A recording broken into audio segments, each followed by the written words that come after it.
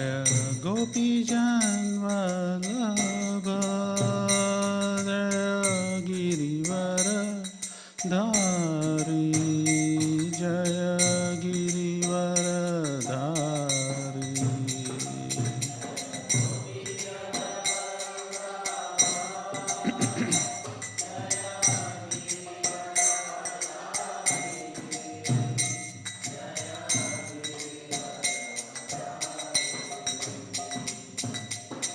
Yashodanandana Braja Janaranjana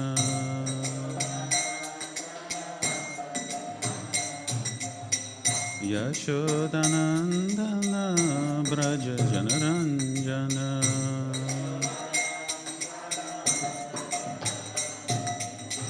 Yamuna Tire Vanachari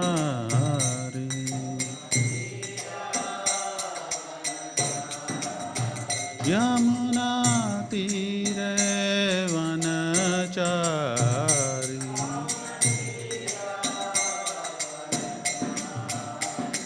Jaya Radha Madhava Jaya Kunja Bihari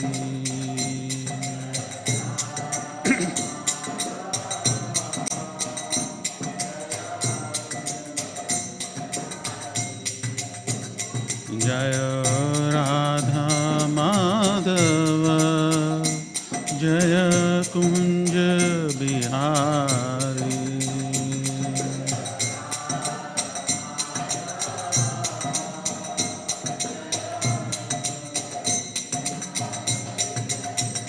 Hare Krishna Krishna Krishna Hare Hare Hare Rama Rama Rama Hare Hare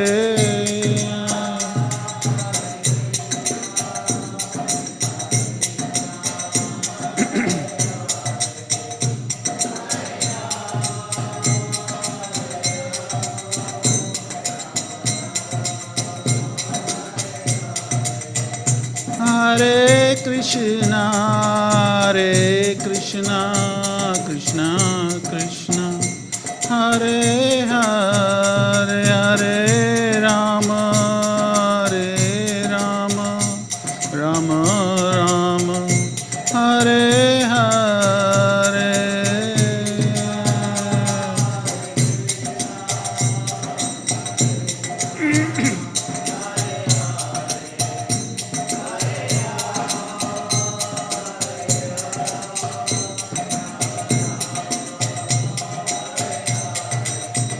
Hare Krishna Krishna Krishna Hare Hare Hare Rama Rama Rama Hare Hare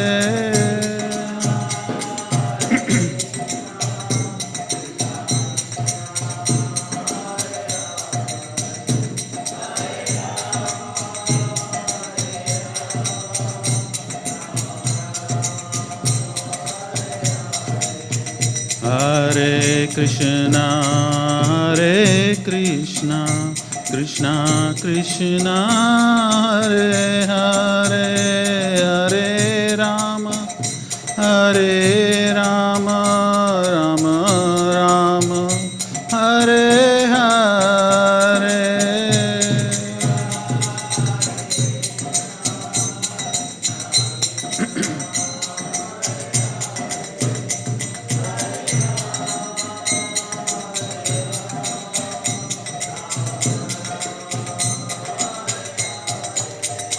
Jaya Gauranitai Jaya Gauranitai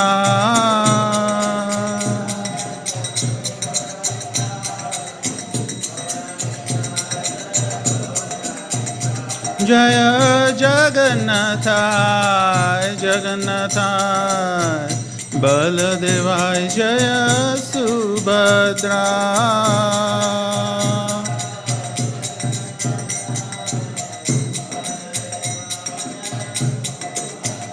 Jaya Radha Vallabha Radha Vallabha Shri Radhe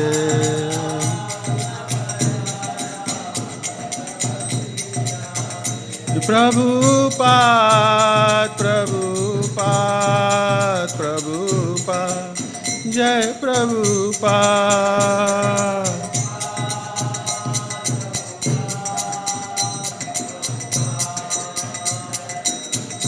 Jaya Jaya Prabhupada, Prabhupada, Prabhupada, Jai Prabhupada.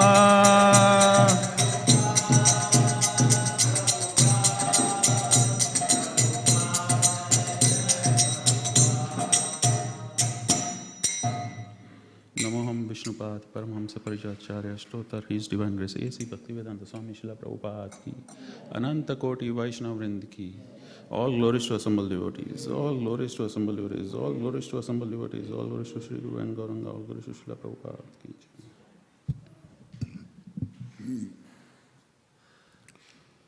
Om Namo Bhagavate Vasudevaya. Om Namo Bhagavate Vasudevaya. Om Namo Bhagavate Vasudevaya.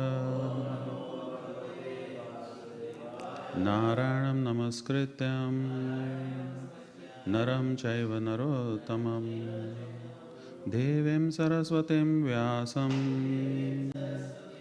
Tato Jayam Udhiraye Nasta Praishva Bhadreshu Nityam Bhagavata Sevaya Bhagavate Uttamasloke Bhaktir Bhavati Naishtiki.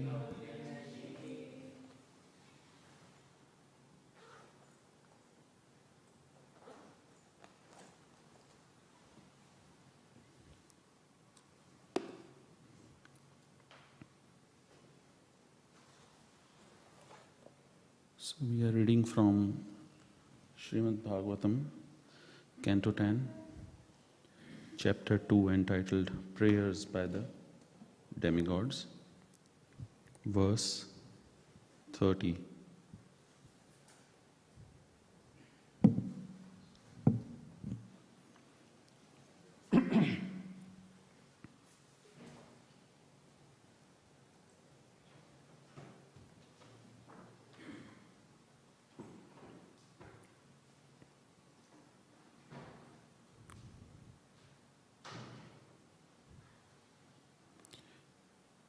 Tvai ambujaksha kaila sattvadamni samadhina veshita chetasaike tvadpadpotena mahatkritena kurvanti govatsa padam bhavaptim Tvai ambujaksha kilha sattvadhamni samadhina veshitaha chetasaike tvatpadapotena mahatkritena kurvanti govatsa padam bhavabdim Tvai ambujakshakila sattvadhamni samadhina deveshita chetasaike tvadpatapotena mahatkritena kurvanti govatsa padam bhavabdim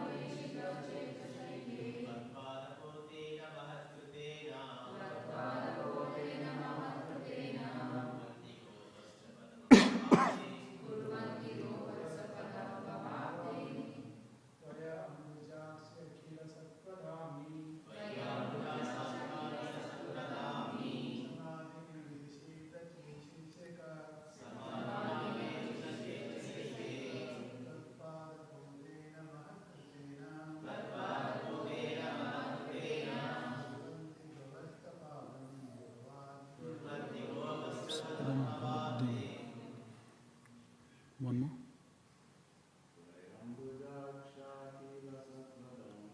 Tvayambujaksha kilaha satvadhamni samadhina vesita chetasaike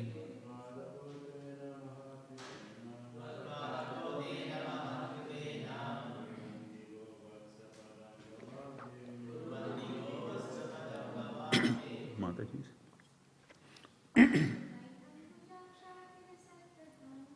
Tvayambujaksha kilaha satvadhamni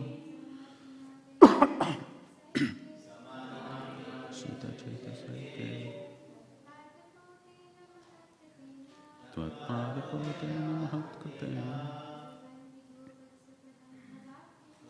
Antipavatsapadam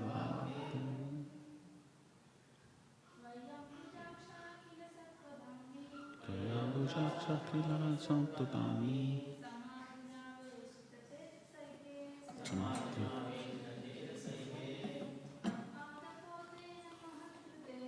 Tvatpadapotena mahatkatena Kurvanti kuvatsapadam bhavati Tvai, in you, Ambujakshaha, O lotus-eyed Lord, Akhila Sattva Dhamni, who are the original cause of all existence, from whom everything emanates, and in whom all potencies reside. Samadhina, by constant meditation and complete absorption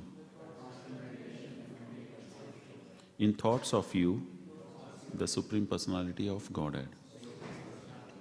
Aveshita, fully absorbed, fully engaged. Chetasa, but by such a mentality. Eke, the one process of always thinking of your lotus feet. Tvad pad potena, by boarding such a boat as your lotus feet. Mahat kritena, by that action which is considered the most powerful, original, existence, or which is executed by Mahajans.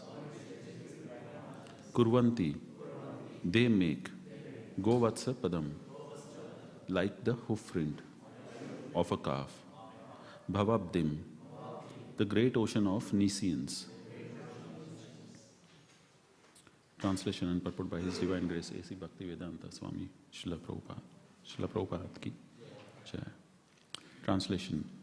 O lotus-eyed Lord, by concentrating one's meditation on your lotus feet, which are the reservoir of all existence, and by accepting those lotus feet as the boat by which to cross the ocean of Niscians, one follows in the footsteps of Mahajans, great saints, sages, and devotees.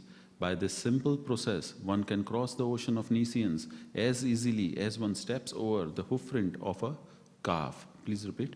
O lotus-eyed Lord, by concentrating one's meditation on your lotus feet, which are the reservoir of all existence, and by accepting those lotus feet as the boat by which to cross the ocean of Niscians, one follows in the footsteps of Mahajans, great saints, sages, and devotees. By this simple process, one can cross the ocean of Niscians as easily as one steps over the hoofprint of a calf. Purport. The true mission in life is to cross the ocean of Niscians, of repeated birth and death. Those in the darkness of ignorance, however, do not know this mission. Instead, being carried away by the waves of material nature, prakrite kriya manani guna karmani sarvasa, Bhagavad Gita 3.27, they are undergoing the tribulations of mrityu samsara vartmani, repeated birth and death. But persons who have achieved knowledge by the association of devotees follow the Mahajans, Mahat Kritena, Such a person always concentrates his mind upon the lotus feet of the Lord and executes one or more of the 9 varieties of devotional service. Shravanam, Kirtanam, Vishnu Smaranam, Pada Sevanam. Śrīmad Bhāgavatam 7.5.23. Simply by this process, one can cross the insurmountable ocean of nescience. Devotional service is powerful in any form. Shri Vishnu Shravane Parikshit Abhavad Vaiyasakhi Kirtane. Bhakti Rasamrita Sindhu 1-265. According to this verse, Maharaj Parikshit became liberated by fully concentrating his mind on hearing the Lord's holy name, attributes and pastimes. Similarly, Sukdev Goswami simply glorified the Lord, and by speaking on the subject matters of Krishna that constitute the entire Śrīmad Bhāgavatam, he too was liberated. One may also be liberated simply by Sakhya, friendly behavior with the Lord. Such is the power of devotional service, as we learn from the example set by the Lord's many pure devotees. Swambhur Narada Sambhu, Kumara Kapilo Manu, Pralado Janako Bhishma, Balir Vayasakir Vayam. Śrīmad Bhāgavatam 6.3.20. We have to follow in the footsteps of such devotees, for by this one easy process, one can cross the great ocean of nescience, just as one might cross a small hole created by the hoof of a calf. Here the Lord is described as Ambujaksha or lotus-eyed. By seeing the eyes of the Lord, which are compared to lotus flowers, one becomes so satisfied that one does not want to turn his eyes to anything else. Simply by seeing the transcendental form of the Lord, a devotee is at once fully absorbed in the Lord, in his heart. This absorption is called Samadhi, Dhyanavasthita Tadgatena Manasa Pashyanti Yam Yogina. Bhagavatam 12.13.1. A yogi is fully absorbed in thoughts of the Supreme Personality of Godhead, for he has no other business than to think of the Lord always within the heart. It is also said, Samashrita ye pad pallava plavam, mahat pada punya yasho murare, bhavam buddhir vatsa padam param padam, padam padam yad vipadam na desham. For one who has accepted the boat of the lotus feet of the Lord, who is the shelter of the cosmic manifestation and is famous as Murari, the enemy of demon Mura, the ocean of material world is like the water contained in the calf's hoofprint. His goal is Param Padam or Vaikuntha, the place where there are no material miseries, not the place where there is danger at every step. Bhagavatam 10.14.58. This process is recommended here by authorities like Lord Brahma and Lord Shiva, Swambhu Narada Sambhu. And therefore, we must take to this process in order to transcend nescience. This is very easy, but we must follow in the footsteps of great personalities, and then success will be possible. In regards to the word Mahat Kritena, it is also significant that the process shown by great devotees is not only for them, but for others also. If things are made easy, this affords facility for a person who has made them easy, and also for others who follow the same principles. The process recommended in this verse for crossing the ocean of nescience is easy, not only for the devotee, but also for common persons who follow the devotee. Mahajano yena gatasa pantha.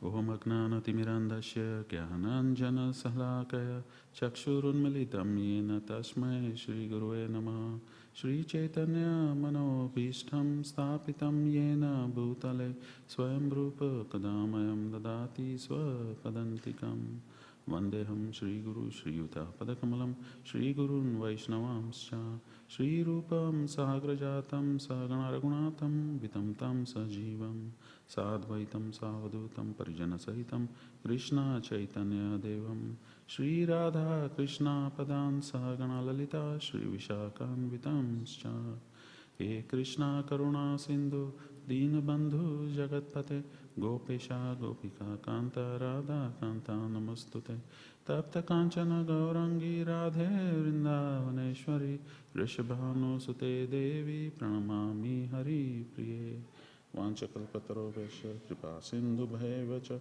Patitanam pavanebhyo Vaishnavebhyo namo namo. Jai Shri Krishna Caitanya Prabhu Nityananda Shri Advaita Gadadhara Srivasadi Gaura Bhaktavrinda. Hare Krishna Krishna Krishna Hare Hare Hare Rama Rama Rama Hare Hare. Hare Krishna.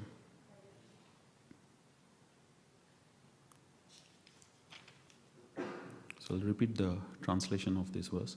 O lotus-eyed Lord, by concentrating one's meditation on your lotus feet, which are the reservoir of all existence, and by accepting those lotus feet as the boat by which to cross the ocean of nescience, one follows in the footsteps of Mahajans, great saints, sages and devotees.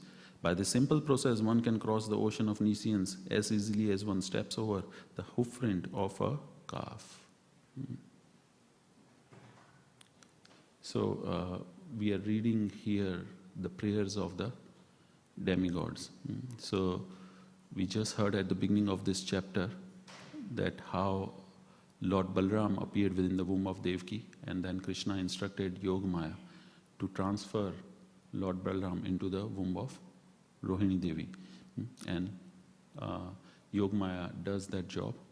And now Krishna himself has appeared. It is mentioned, he appeared in the mind of Vasudeva. And when he appeared in the mind of Vasudeva, he was so brilliant that nobody could face him. He appeared so effulgent. And Kamsa, when he heard about this, he did not even dare come before Vasudeva. And then from the mind of Vasudeva, Krishna was transferred into the mind of Devaki. And through the heart, and it is also mentioned in the commentary, it is a heart-to-heart transfer. So Krishna does not appear like the biological process. It is, he appears by the transfer of the heart. So he appeared from, he was transferred from the heart of Vasudeva to the heart of Mother Devaki. And then Mother Devaki is very effulgent at this point. And so Kamsa decides not to kill. So this is the power of the Lord. He can change the mind of a demon even. So Kamsa decides not to kill Mother Devaki. And now all the demigods, when they understood that Krishna is about to appear and he's already appeared within the womb, so they all are offering their prayers. And this is the second part of the prayers. The first part of the prayers was the demigods are glorifying the Lord, that he's the cause of all causes. Everything is manifesting just by the Lord himself. He's the cause of all causes. The second part here is the glorifying the Lord's potency of protection. He gives protection to everyone. And in this verse, what is the part of the Lord that is mentioned that gives protection to all? Lotus feet. So one who takes the shelter of the lotus feet of the Lord, he gets protection. But how does one take shelter of the lotus feet as it is mentioned in this verse? Sorry? Concentrating on his lotus feet? Sorry? By following the 9 processes of devotional service. There's a very important key point also mentioned here. Following in the footsteps of the Mahajans. And Srila Prabhupada writes in bracket, who are those Mahajans? Great saints, sages and devotees. So under the guidance of devotees, when one follows the process, 9 processes of devotional service, one can take shelter of the lotus feet of the Lord. So we are hearing the second part, which is Lord is the shelter of everyone. And Srila Prabhupada mentions 2 things in the purport where he highlights them very much. One is the ignorance, the nescience. He mentions few times. And the second thing that he highlights is, if you have noticed, he mentions the word easy. Devotional service is easy. He mentions the word easy for 5 times in one purport. So first of all, he is highlighting that this material world is full of nescience. Ocean of nescience is mentioning, darkness of ignorance is mentioning all these words, that it is difficult, it is not possible to overcome it. Imagine ocean of ignorance. It is not possible to overcome this ocean of nescience.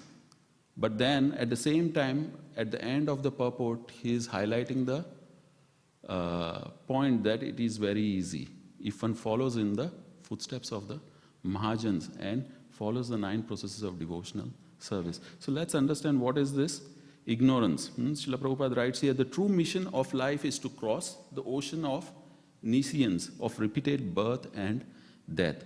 Those in the darkness of ignorance, however, do not know this mission. So we see today, people are running around for something material. People are struggling. And it is not so much apparent in Australia or countries like this where the life is very laid back.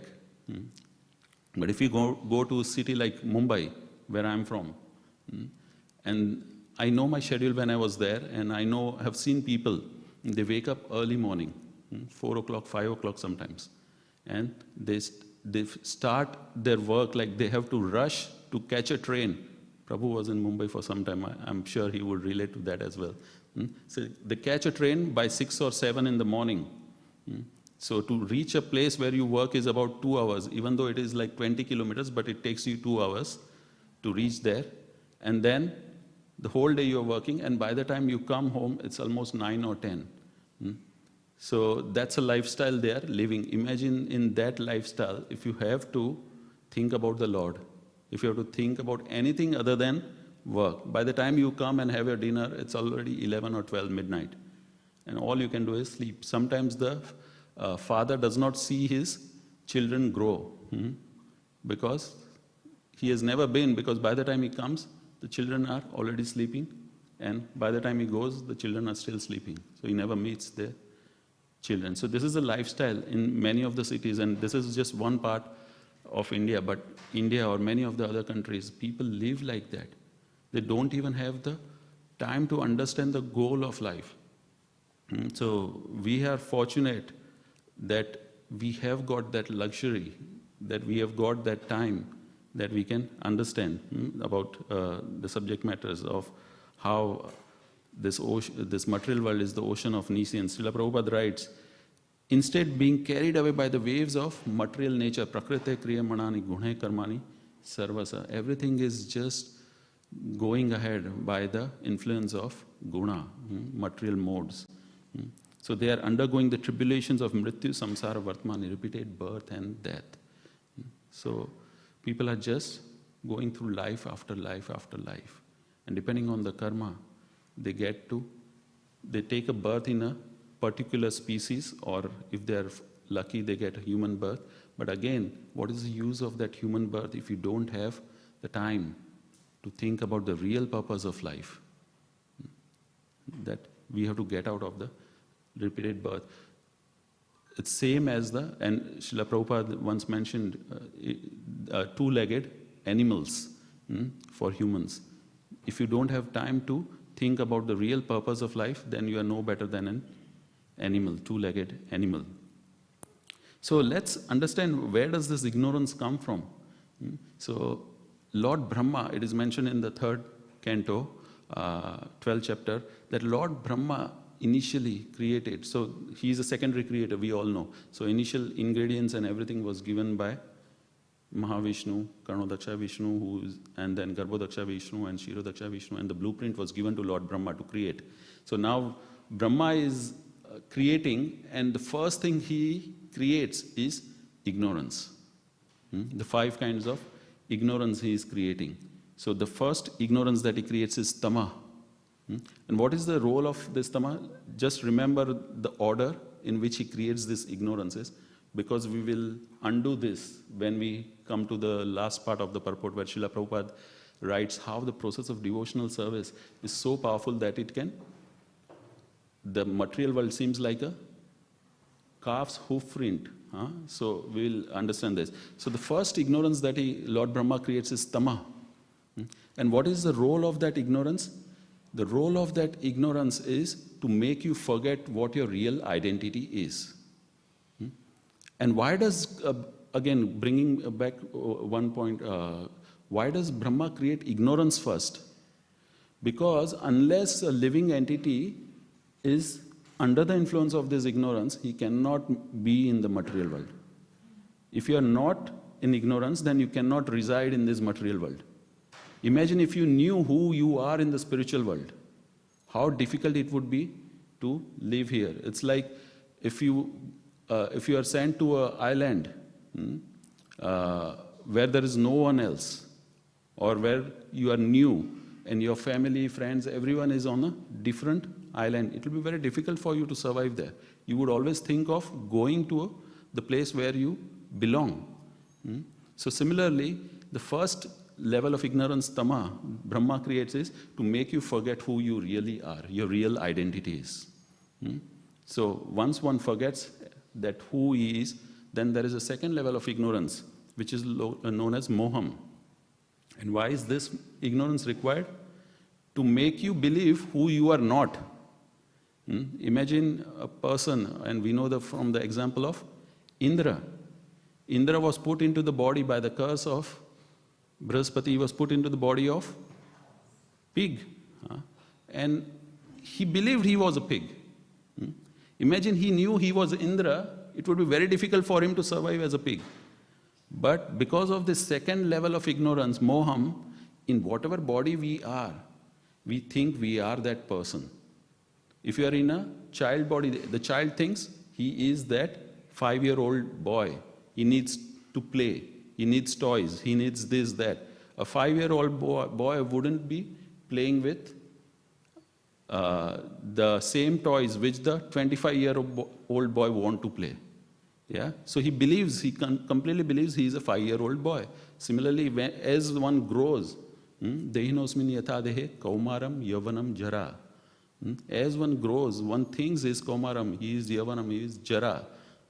So that belief system moves with the person. He is always belonging to that body, and that is known as moham.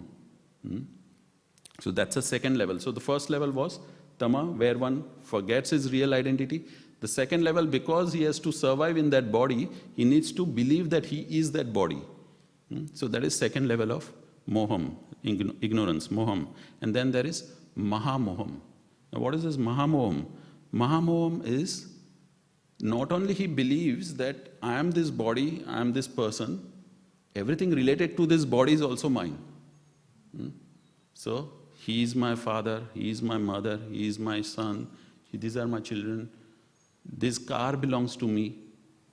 So now that possessiveness, that is mahamoham. Moham was believing I am this body, and the mahamoham is believing anything related to this body is also mine.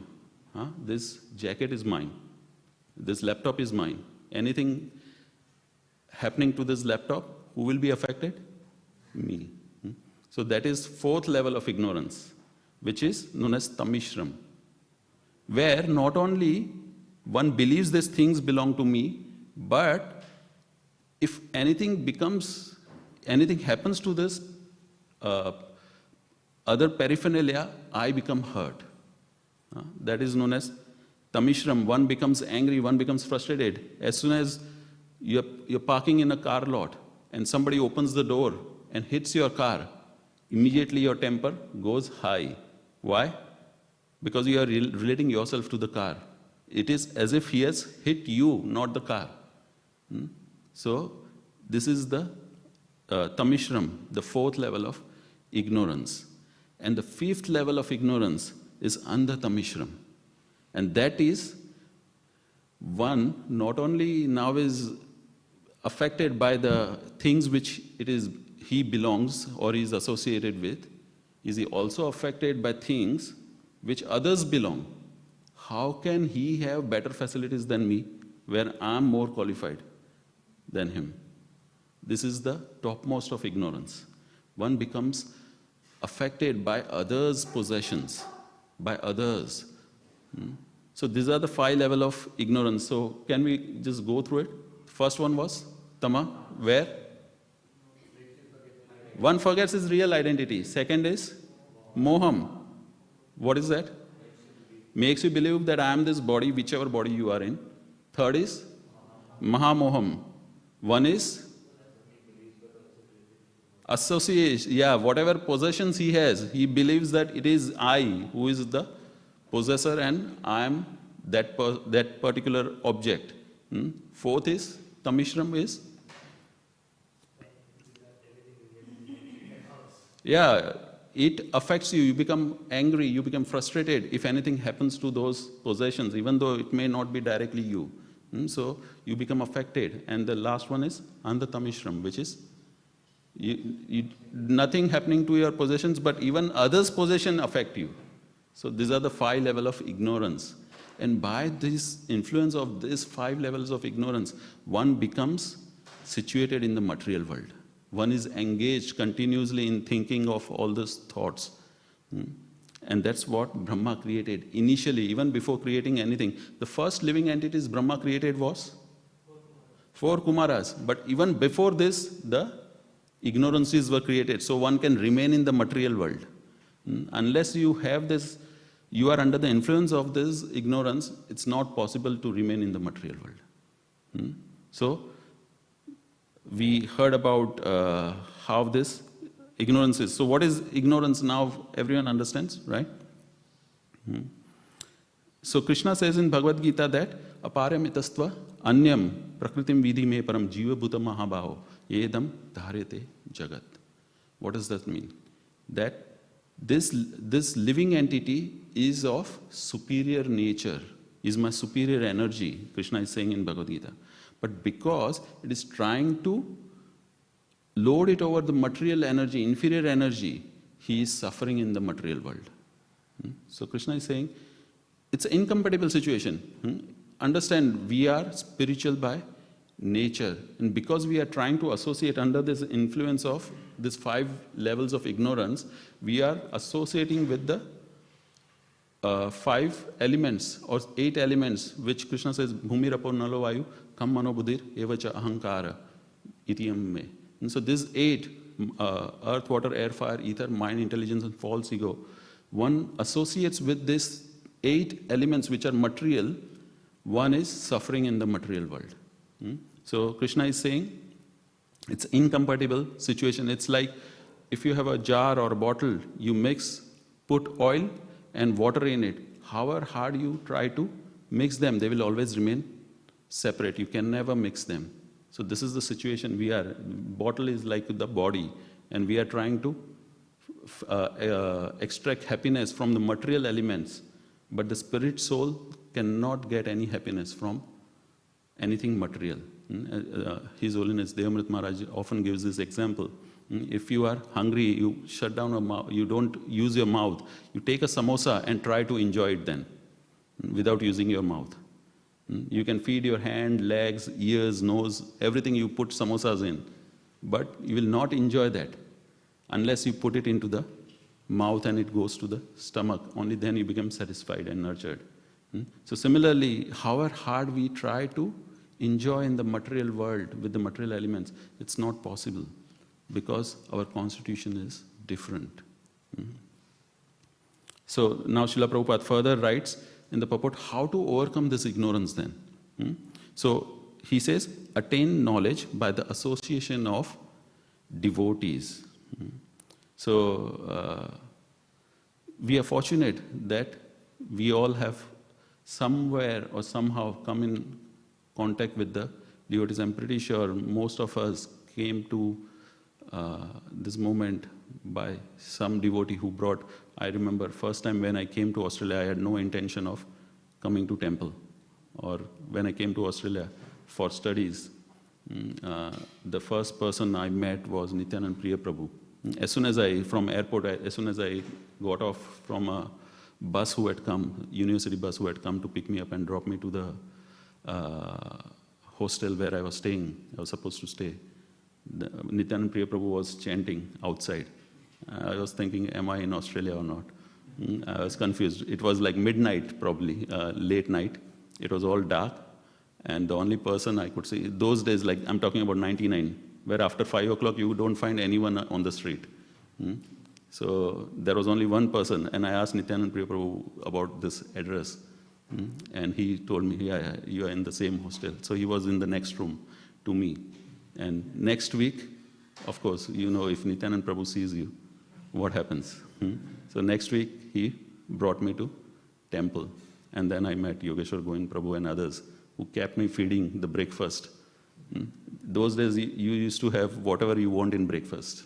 In 99, like you get puri, pakoda, gulab jamun, sorry, not gulab, rasgulla, rasmalai, to your heart's content. Like there were about 5-10 people on a Saturday morning, I'm saying. So they kept feeding me until I said I had enough. So that was the experience I can never forget. So we see how the association of the devotees is very important. Devotees just show their mercy, compassion. Because of their compassion, they make you come to the process of bhakti.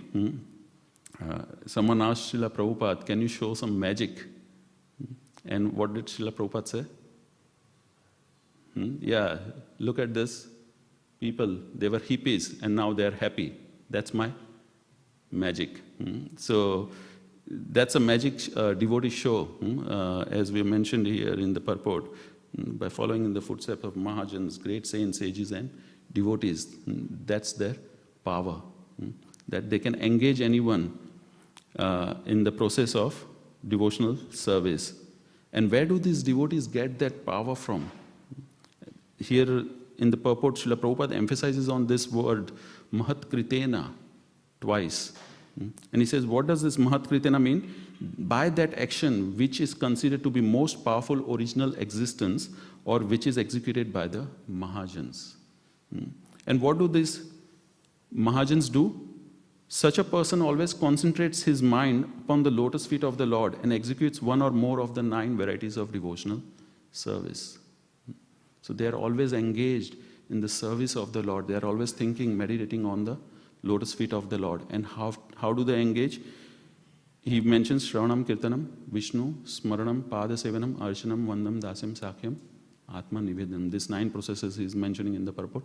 That even by following these 9 processes, even one of them can perfect a person. Srila Prabhupada gives the example of Shravanam. Who is the example of Shravanam? Parikshit Maharaj. And he followed it. He heard it. We know how Parikshit Maharaj was cursed because he was thirsty, and when he went in front of Samik Rishi, he became offended that the Samik Rishi is not even offering him water. So because of that thirst, he put a garland at Samik Rishi with a snake. And the same Parikshit Maharaj is hearing for 7 days and night without eating, drinking or sleeping. So it's not that Parikshit Maharaj did not have control of his senses. So this is just a pastime to how Śrīmad Bhāgavatam can be spoken. So Shravanam, Parikshit Maharaj perfected Shravanam. Who is the example Srila Prabhupada gives for Kirtanam? Sukadeva Goswami. He spoke Bhagavatam for 7 days and night. He answered all the questions that Parikshit Maharaj had. And by that he perfected all. Of course, they are all perfect beings already. But just for our understanding, that how each of this process followed individually can also liberate a person, can give Krishna consciousness to a person. Who is the example of Vishnu Smaranam? Prahlad Maharaj. He saw the Lord in a pillar as well. When Hiranyakashipu asked him, do you see the Lord in this pillar? And he could actually see the Lord in that pillar. So he said, yes, I can see the Lord in the pillar. So he's a perfect example of Vishnu Smaranam, remembering the Lord. And Pada Sevanam, the example is Lakshmi Devi, who is always engaged in massaging the lotus feet of the Lord. And then Archanam, Prithu Maharaj, who is showing by his own example of deity worship. And then Vandanam is Akrura. Example is given of Akrura. So Akrura, when he was sent by Kamsa to bring Krishna and Balram to Mathura. So Akrura is driving a chariot, a brand new chariot is given to him, is riding this chariot, And then when he comes on the outskirts of Vrindavan, he sees the small footprints of the Lord in the sand of Vrindavan, dust of Vrindavan. And he immediately falls and starts offering prayers. He can remember the Lord. By the footprints itself, he became so overwhelmed that he started offering prayers. So he's the best example of offering prayers to the Lord. And then Dasyam, the example is given of Hanuman. We all know so many stories of Hanuman, but one really hits me is like when Hanuman is back, Hanuman, Lord Ram, Mother Sita, Lakshman are back from Lanka and they are in Ayodhya. And Hanuman is perfect at doing things and very efficient.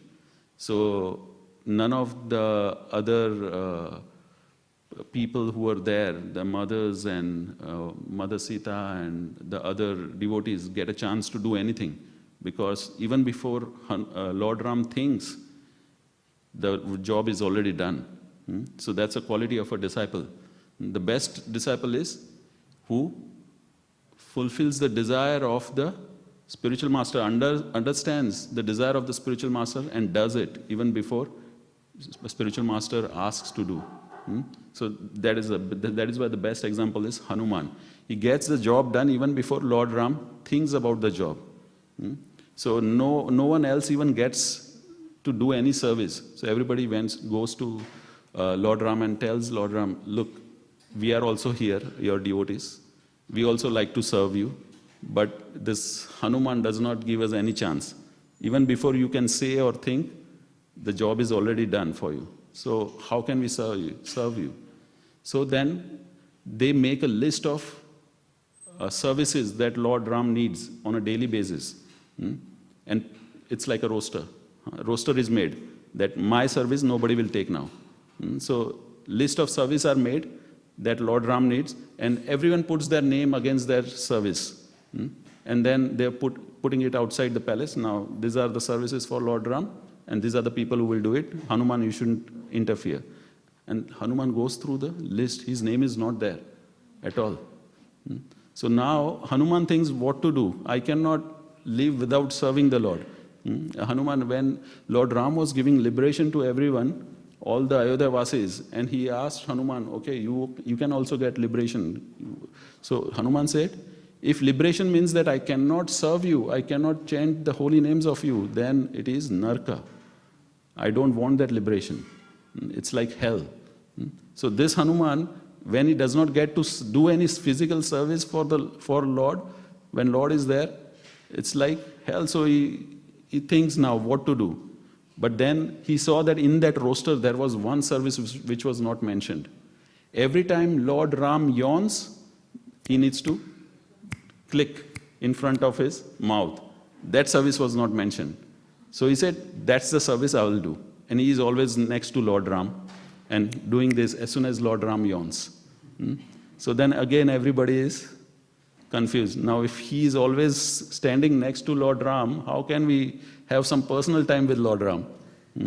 So then they said, okay, you do whatever services are there, you do it, but leave Lord Ram alone for a while so that we can have some personal time with him as well. So the purport of the story is that if one wants to do service, there are always service available. And Prabhu is an example here, right? Jaidev Prabhu. So since morning, all the roster services are there, but then his roster is also the different one which is not in the roster. So there is always service available if one wants to serve. So again, coming back to the point, Dasyam example is Hanuman. And then there is Sakyam. Who is the example of Sakyam? Arjuna. Arjuna was bewildered. In Bhagavad Gita it is said, after he saw the universal form of the Lord, he becomes scared actually.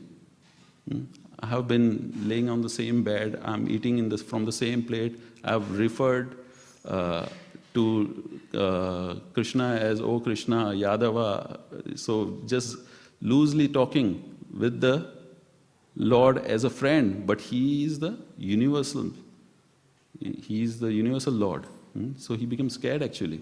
and he's begging forgiveness. But the Lord had to again cover him by his Yogmaya so that he can have friendly relationship. So even by friendly relationship, one can achieve perfection. And the last one is Atma Nivedanam. And we know the example is Bali Maharaj, who I think he is the only example who went against the instruction of his spiritual master in Bhagavatam. Sukracharya, and it's not that Sukracharya is an ordinary guru. When Bali Maharaj before, in the fight with Indra, was killed, Sukracharya brought him back to life. Imagine the power of Sukracharya. And for that, a person, if one is dead and somebody brings you back to life, you are like, he is like your Lord, right? You would do anything for that person. And that Sukracharya is telling Bali Maharaj, don't give anything to this Vamana boy.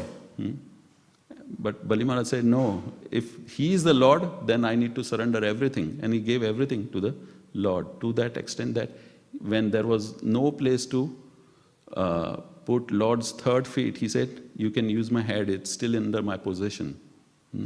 So that's the power of devotional service. Just by following any one of the processes, one can perfect the life. And then Srila Prabhupada writes about the beautiful form of the Lord, Ambujaksha, lotus-eyed Lord. I'm pretty sure Yadushesh Prabhu would know this. The eyes that we have for the Lord in the old days, they did not used to have the conch eyes. Is that true? Yeah. Sorry? Yeah. So their eyes are bluish, if I'm not wrong, or the original eyes which are there. And when Srila Prabhupada once came, the devotees who were dressing, they used to remove the conch eyes, and sometimes they used to put it on. Then Srila Prabhupada, no, either you put it on or you don't put it on. You can't remove the eyes and put the eyes back on. So, and there is a photograph of Radha Vallabha in Vrindavan on the wall where Srila Prabhupada's room is upstairs. If you go next time, you can see that is without the conch eyes. So the eyes of the Lord are very beautiful. When one sees the Lord, and we see, when we look at Radharani or Radha Vallabha, we become mesmerized. They're so beautiful. That one, and Srila Prabhupada writes the same thing, by seeing the eyes of the Lord, which are compared to the lotus flowers, one becomes so satisfied that one does not want to turn his eyes to anything else. So this is the power of the deity form of the Lord. And then Srila Prabhupada writes, as I was saying, just in 2 lines, Srila Prabhupada writes the word easy 4 times. This is very easy, but we must follow the footsteps of great personalities, and then success will be possible. If things are made easy, this affords facility for the person who has made them easy, and also for others to follow the same principle. The process recommended in this verse for crossing the ocean of nescience is easy, not only for the devotee, but also for the common person who follow the devotees. Mahajana yatha yena gatha sapantha. So it is mentioned, one who follows on the footsteps of Mahajans or devotees, the process becomes easy.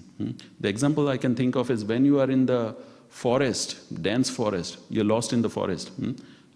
Once I remember when we were on a bushwalk near the farm, Hare Krishna Valley, our farm, there is a trail where you can go. But if you go off the trail, you get into the forest.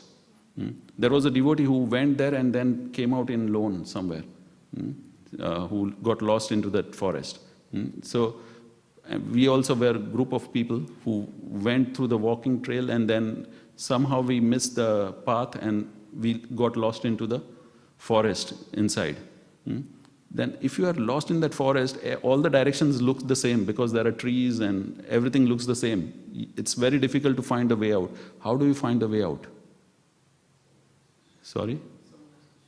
Someone has to show, or you look for the path where there is no grass, there is just mud, or the grass has been trampled or there is a trail made. So you look for that path. And then either it will take you in one direction or the other, but you will come out. So this is what the acharyas do. They make a path in this dense forest. And just by following on that path, we will be able to get out of this ignorance, the process of nescience. The first thing that goes, and remember I gave the 5 levels of ignorance, and I mentioned how it goes reverse. The first thing that goes is envy. We are not affected by others' possessions. Because what is the... as soon as one starts the process of bhakti, what happens?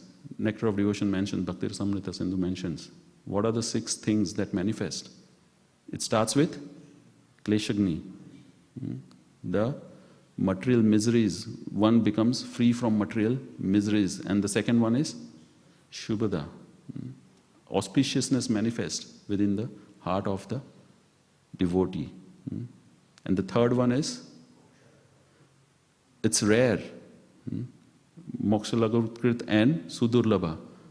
It's rare that one gets there, but one even is not attracted by liberation.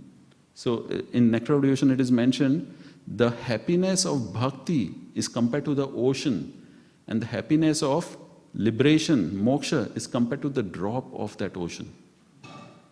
So that's a comparison given of the happiness one derives in bhakti to the happiness of liberation, moksha. It's like a drop in the ocean of bhakti. So one does not even care for liberation, and then one becomes Sandrananda, Visheshatma, one becomes condensed bliss, one experiences condensed bliss. And to that extent, when one performs bhakti, even Lord becomes attracted to that person. Sri Krishna, Akrishani. So this is the process. So one does not become affected by Andha Tamishram, the last level of Maya, because he is satisfied within himself. Tamishram also goes. Mahamoham also goes. Now he does not even think himself as the possessions. He is not attached to those possessions. And then he understands this body, Dehi nosmin yatha dehe komaram yavanam jara tatha dehantara prapte dhiras tatra na muhyati. He understands he is not the body, he is the spirit soul. And when that realization comes, just by continuing the process of bhakti, he comes to the realization of what is eternal Swarupa. Nectar of Devotion mentions this. Just by following the Samana Bhakti, Sadhana Bhakti, one comes to Bhava Bhakti and then Prema Bhakti. It is revealed to him who is, what his eternal position is. And so like that, each of those levels of 5 levels of ignorance are uncovered or undone. And one comes to the platform where he understands who he is in spiritual world. So I'll stop that. Are there any questions or comments? Yes, Prabhuji.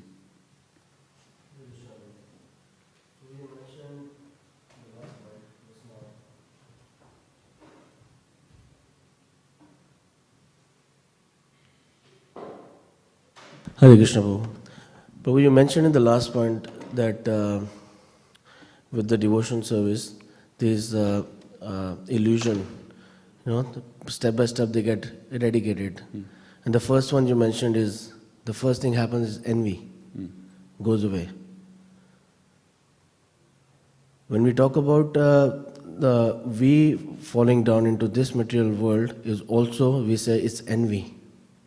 So I was just confused. How is that the first thing goes away from here within us is envy, and the first thing comes over there also in the spiritual world to fall down is also envy? Yeah, so you understand where does that envy come from? In the spiritual world, it is mentioned, of course, there is no envy in the spiritual world. But in the spiritual world, and I think His Holiness Tamal Krishna Maharaj mentions this in one of his lectures. He said, in the spiritual world, there is only one thought which comes. A devotee thinks, how is Krishna enjoying more than me? And he turns away from Krishna and turns back towards him. And in that turning away and turning back, he comes to the material world and spends so many lifetimes. So that's the only, we are actually in the spiritual world itself. But it's just the turning away from the Krishna and turning back to Krishna is the only time frame we are away. So originally that envy is just a curiosity in the spiritual world. And then immediately when there is a curiosity to enjoy like Krishna, one becomes overcome by avidya. So in Nectar of Devotion again that chart is given, how by avidya, ignorance, we come into the material world. Yeah. So that's the 5 level of ignorances that I had mentioned. So when I said that envy goes away, it's not like the envy towards the Lord, because even though you don't have envy, but unless you know who you are, you will not act in the right way. So even though you don't have any material envy, but still you don't know who you are, still.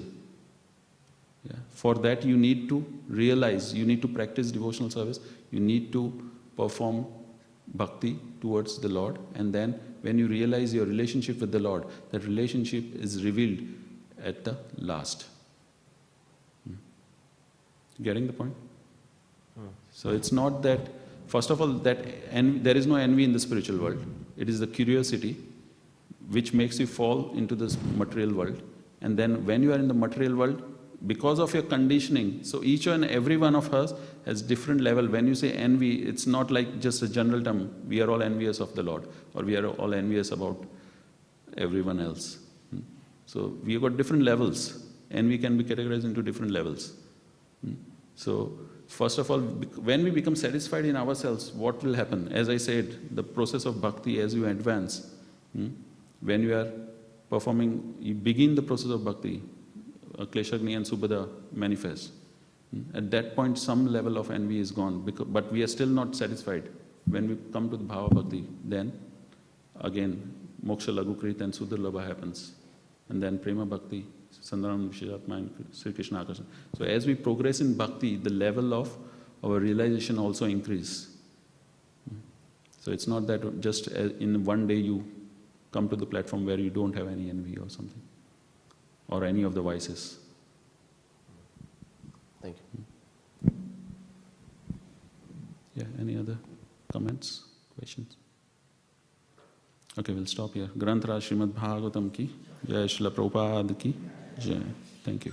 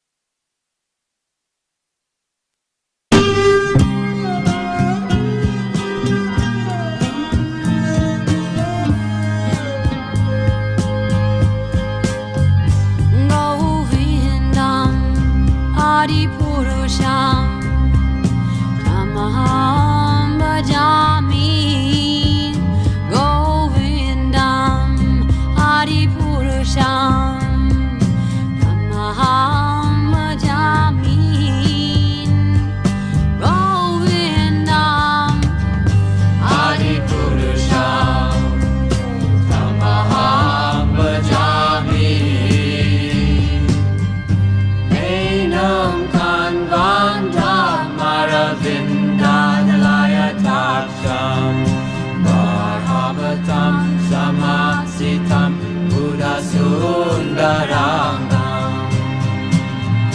Kandar Bhago Vigamaniya Vishesha Shobha Govindam Adipurusham Tamaham Bhajami Govindam Adipurusham Tamaham Bhajami Govindam Adipurusham Tamaham Bhajami Andani Asa Sakale Priya Priti Manti Vasyan